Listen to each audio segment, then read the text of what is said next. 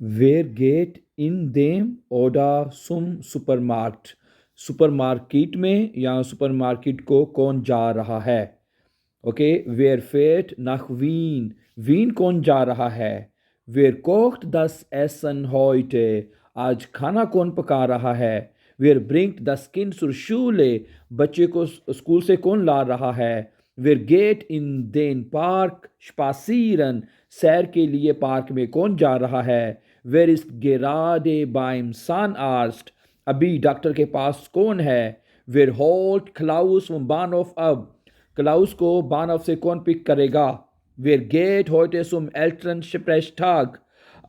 स्प्रेशटाग होता है जिसमें वालदेन जाते हैं अपने स्कूल में बच्चों के, ठीक है, वहाँ पे बात करने के लिए, ठीक है, उसको कहते हैं आज एल्टन स्प्रेशटाग में कौन जाएगा, ठीक है। wer bringt morgen zur Party einen Kuchen?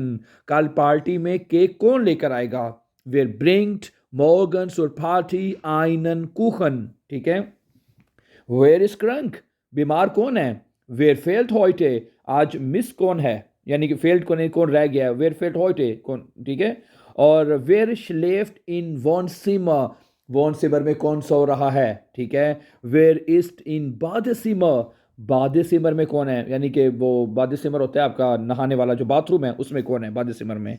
wer fährt mit dem Auto zur Arbeit?